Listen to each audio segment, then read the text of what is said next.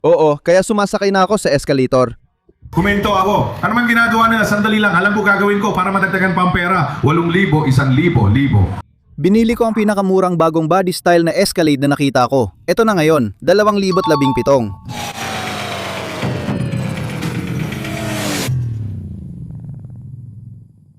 Nasa dealer auction ako ngayon at nag-iikot lang. Ayoko nang bumili ng murang kotse. Maganda nga ang takbo ng mga video pero nakakainis talaga ang mga customer at kotse. Tingnan mo, gusto ko to. May gumawa ng ginawa ko sa Escalade ko sa isang Humvee. Grabe, gusto ko to. Ano? Wow, ang galing! Kumusta ang mga hiwa? Tinanggal lang ang mga pinto, astig. Kumusta naman ang mga hiwa dito sa taas? Medyo mahirap yung sa akin sa Humvee ko, pero mukhang tinakpan lang nila ito. Grabe, mas malinis ito kaysa sa Escalade ko. Gustong gusto ko ito at gusto ko talaga. Grabe, sobrang gusto ko ito. Ang galing ng pagkakagawa nila, malinis lahat ng hiwa, astig. Meron din tayong Asul na Jeep Wrangler 2,020 milya.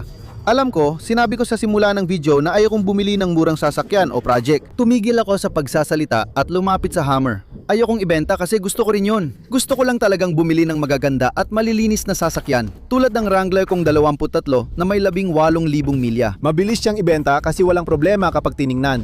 Ayoko magbenta ng Kia, Altima at mga mahirap asikasuhin dahil ang problema dong kotse, problema dong tao rin ang dala.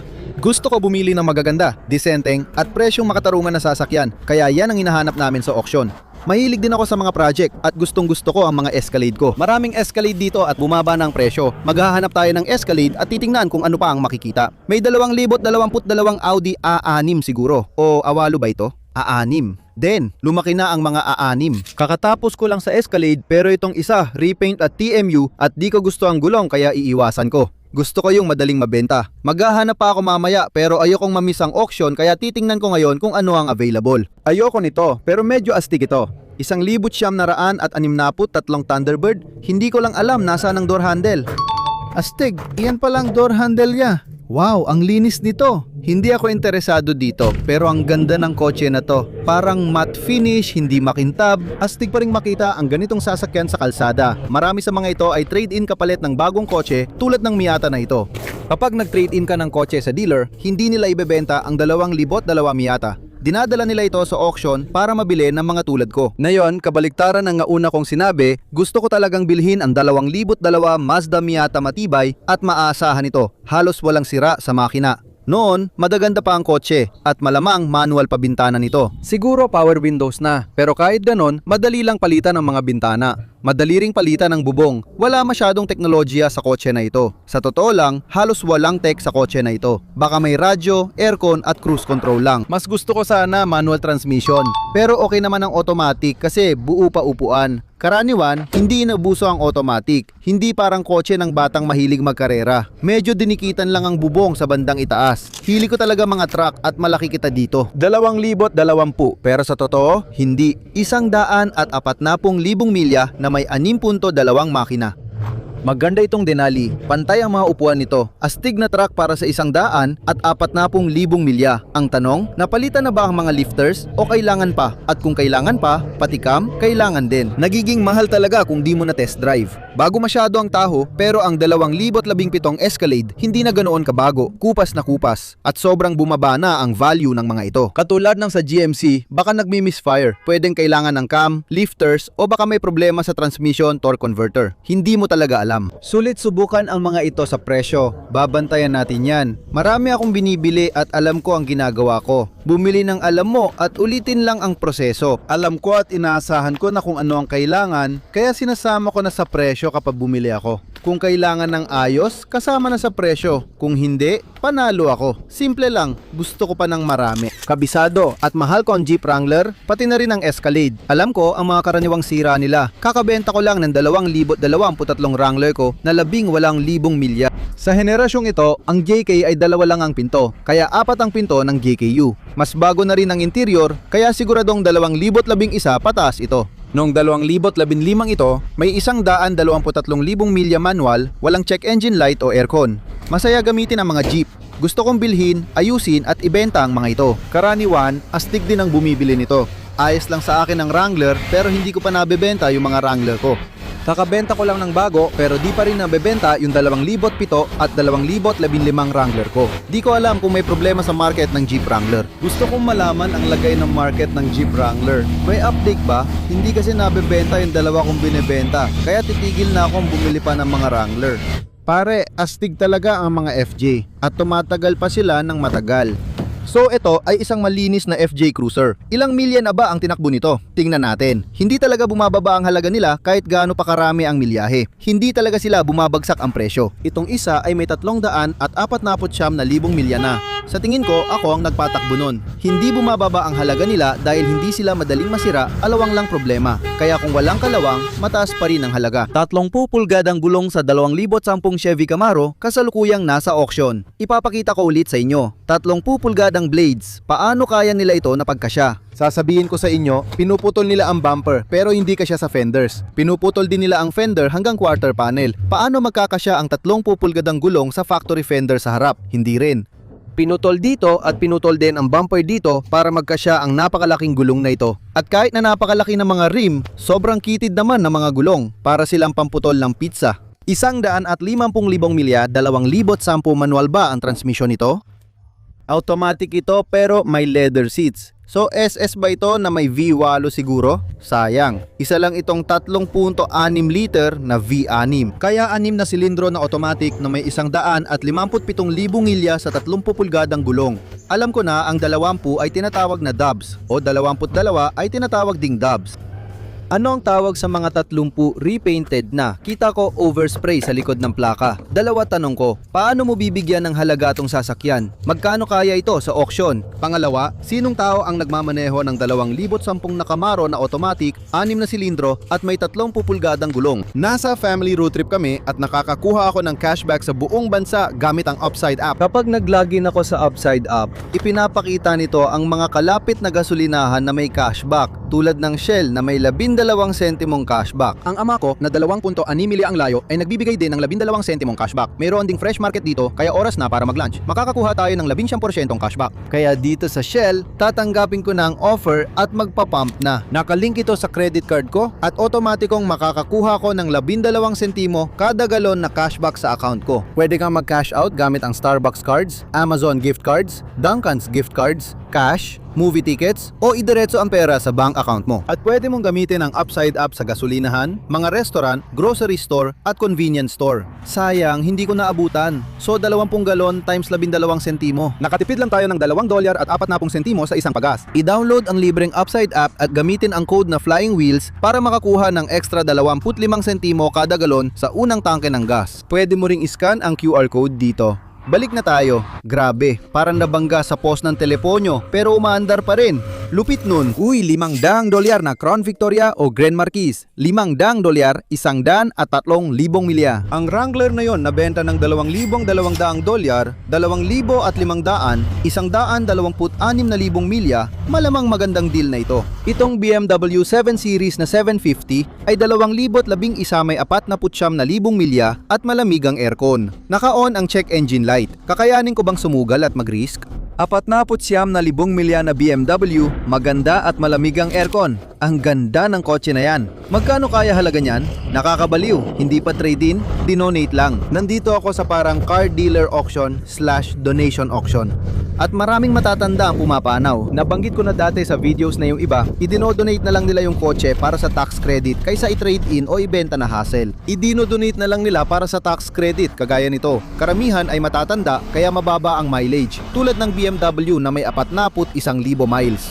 Ayaw na ng pamilya ipaayos o panatilihin, gusto lang nilang mawala. Kaya tumatawag sila sa isang lugar, kukunin yung kotse at wala na. Interesado akong malaman kung magkano ang mabebenta nun. Iscan ko yung VIN ng kotse na ito para malaman ang halaga at makakuha ng history report. Ito ang laser phrase wrapper ko. Nakalagay dito na 49,000 miles na siya. Ang halaga niya ay $5,500. Grabe, dolyar. 2,000 lang yan. Hindi ako makapaniwala. Makikita sa Carfax na malamang isang may-ari lang. 3 may-ari, walang aksidente. Tingnan natin presyo. Nasa 6,500 na, 7,000 para sa 49,000 miles na 7 series BMW. Dati siguro mga 100,000 yon. Sulit na pero lagpas na ng 7,000 ngayon. 7,600, hindi ko na gusto. Lalo na't may check engine light pa. Kung walang check engine light o na-check ko na, interesado ako dyan. Alam mo ba, sobrang mahal ng catalytic converter ng Toyota Prius. Halos $1,000 ang presyo. Kung makabili ka ng donasyong Prius, i-junk, i-scrap, tanggalin ang pyesa at ibenta ang catalytic converter para malaki ang kita mo. Naalala mo ba si Rasul na dati kong tauhan? Binibili niya ito, tinatanggal yung catalytic converter, binibenta, tapos pinalitan ng universal cuts. At malaki ang kita niya, pero may catalytic converter na pasado sa EPA pa rin. Kaya may 13, 14, $500 na Honda Prius at $1,600 na Prius na umaandar at magagamit pa. Bilhin mo ito, palitan ng catalytic converter ng universal cut, ibenta yung luma, tapos ibenta ulit ang kotse para doble kita. Kaya interesado ako sa Hummer H2, pero ang dami nangyayari dito. Sa tingin ko, mas okay kung bawasan mo ang wow factor. Halimbawa, tulad ng mga decal sa gilid, malamang tatanggalin ko yung mga ilaw sa taas o baka maglagay na lang ng light bar sa taas kahit na medyo luma na ang mga light bar. Tatanggalin ko rin yung kulay berde, wala namang kailangan na berde dito. Parang may nagtry gumawa ng artsy na graphic mural. Mukhang ginamitan nila ng paint pen lahat ng bagay. Nakikita ko sa Instagram at TikTok na sinusubukan ng artist magmukhang painting. Maaring papalabnawin ko yon o hindi lang maganda pagkakagawa. Pero dati astig din naman. Siguro pipili ako ng ibang kulay para dito. Tatanggalin ko lahat ng accent tulad ng bird. Maraming nangyayari dito na hindi naman kailangan. Kung babawasan mo lang ito ng kaunti, marami na talaga. Hindi mo na kailangan dagdagan. Sa tingin ko, pwede pa itong maging mas astig kaysa sa itsura nito ngayon. Gusto ko talaga. Kinausap ko na sila. Gusto ng may-ari na may benta ito sa halagang 16. Kaya hindi ko alam kung gusto ko ito sa halagang 16. Gusto ko ito para sa... Yan ba ay bakod na reel? Gusto ko ito sa mga 8 hanggang 10 kasi masayang bilhin sa presyong yon. Kapag mas mahal pa riyan, masyado ng maraming pera ang matatali. May Escalade din ako na di ko rin nagagamit at walang bubong. Walang swerte ngayon. Ang saya ng auction na to, gustong gusto ko dito. Maraming kotse mula 63 Thunderbird Hummers, Hyundai at Kia. Ang astig talaga. Gusto ko makita yung mga donasyon na kotse, pero uuwi akong walang nabili. Bukas ulit may auction. Tatalon na agad ako sa susunod pagkatapos ng clip na to. Kinabukasan. Sa tingin ko, panalo to dahil ito na siguro ang pinakamurang Escalade na nakuha ko sa ganitong body style. Gusto ko na bumababa na presyo nila. Subukan natin buksan kahit dito perpekto. Laging nadedeporma ang mga yan. Heto ang glove box. Bumubukas naman. Tignan kung nandito ang window sticker.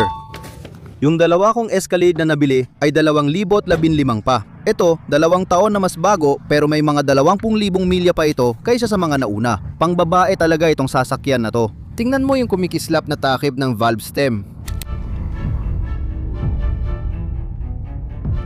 Sa tingin ko masaya itong buhayin ulit. Nagawa ko na ito dati sa Tahoe at gagawin ko rin na yon. Ililipat na natin ito. Maganda ang simula, umandar agad ang Escalade at naka-atras na tayo. Subukan natin saglit, may aircon pa.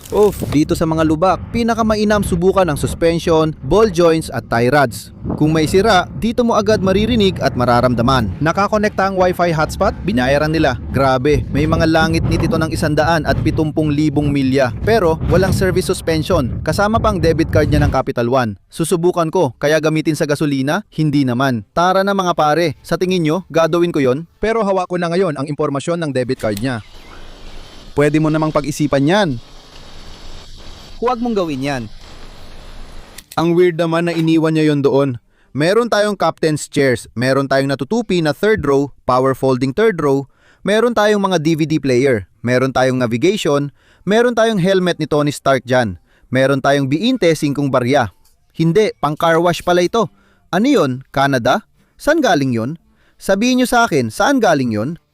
Hindi ko alam. Sige, isara mo. Una, aalisin ko muna ang mga bagay dito. Laging tanggalin ang mga bedazzled na dekorasyon. Yung natira, mamaya na lang. Headphones, remote, nailipat at walang sablay.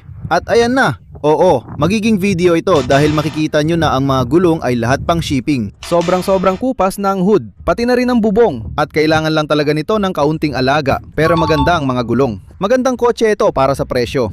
Tingnan natin kung may kwento ba sa likod nito o kung maayos lang ba talaga ang takbo. May ilang maluwag na pyesa sa truck na ito. Nag-vibrate siya. Humihila ito pa kanan, nakakatakot. Nasa 45 milya kada oras ako. Hihila naman ito pakaliwa ngayon. Paano kaya nagagawang imaneho ng isang tao ang ganitong sasakyan sa kalsada? Sobrang delikado nito, kaya mahalaga talaga ang state inspection. Kailan huling na inspeksyon ang sasakyan na ito? Nakakatakot. May proyekto tayong haharapin. Sige, may speed bump na. Tingnan natin. Hindi ko alam kung kotse o ako ang i-record, pero ako na lang. Hindi pagmamalabis. Parang tumatalon sa pogo stick. Kailangan ayusin ang sasakyan. Balik tayo galing sa auction, sisimulan na natin ito. Natanggal na ni Nacho ang mga decal sa lamin sa likod. Napapansin ko rin na ang gulton na ito ay mukhang halos bago pa. Pero itong isang gulong ay hindi talaga. Pero ang gulong na ito ay mukhang bago pa. Pero itong isang gulong ay hindi talaga. Kaya may nakikita akong problema dito na hindi talaga makatuwiran dahil kahit sinong nagtatrabaho sa auto shop ay alam na kapag magro-rotate ka ng mga gulong, kailangan siguraduhin na pareho ang lalim ng tread ng mga ito. Kadalasan, kung may all-wheel drive o four-wheel drive kang sasakyan at may nangyaring problema, kailangan mong palitan lahat ng 4 na gulong. Kung two-wheel drive ang sasakyan mo o gipit ka sa budget, palitan mo man lang ang hindi bababa sa 2 gulong sa parehong axle. Kapag pinalitan mo ang isang gulong sa likod, palitan mo rin ang parehong gulong sa likod sa parehong axle.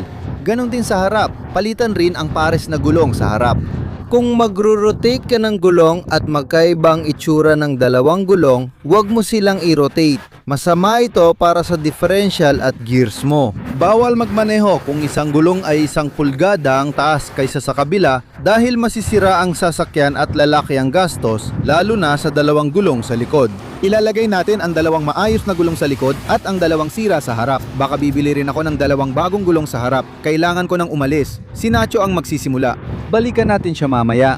Samantala, habang nagtatrabaho si Nacho doon, tingnan naman natin ito. Ito ang unang Escalade na nabili ko dito. Cadillac Escalade ESV ito. Isang may-ari lang, walang aksidente, at binili ko sa dealer auction. Ginamit ko ito ng 1 buwan. Dinala ko sa Miami, dinala ko sa Tampa, ibinenta ko, tapos nagkaroon ng malalang problema sa makina. Pinagawa ko, pero nagkaroon pa rin ng malalang problema sa makina. Umatras ako sa kasunduan, ibinalik ang pera sa nagbenta, at muling ibinenta. Halos tapos na. Sa kasama ang palad, kumita ako ng $0 noon.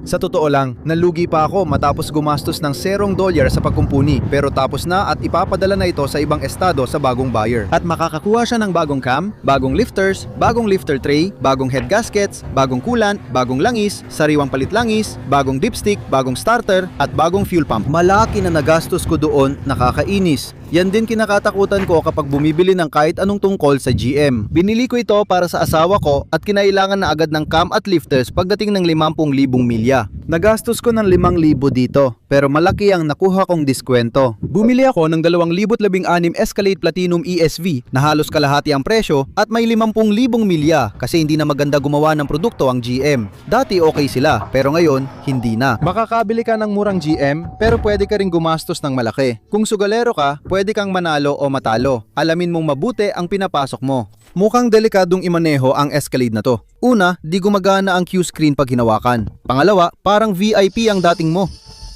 Lahat ng detalye ay inilapat, hindi available sa Canada. Ano bang nangyayari? Hindi ko man lang mapababa yan. Hindi ko man lang mapababa ang volume.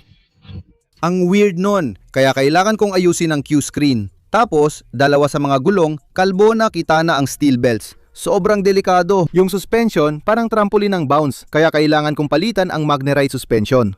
Napansin ko ring may sira ang sway bar link at kailangan ng full detail. Yung hood, kupas na dahil sa araw sa Florida. Wet sand, buff at polish ang gagawin natin. Kung di pa rin okay, baka iparap ko na lang ng high gloss. Hindi pa ako nakapag-wrap dati, kaya susubukan ko ngayon. Lahat ng kailangan ng kotse, gagawin kong perpekto. Modelo pa rin itong 2017 at mukhang isang may-ari lang. Kaya malaki ang halaga ng kotse na to. At gagawin ko ito mga $5,000 lang. Sa part 2, diretso na tayo sa trabaho. Hindi ako magtitipid sa gastos. Titignan natin kung ano pa ang kailangan ng kotse at gagawin natin ang tama. Sigurado akong sira na rin ang motor mounts. Kaya papalitan din natin yon. Kaya siguraduhin mag-follow para sa part 2. Salamat sa panonood. Kita-kits tayo ulit. Paalam.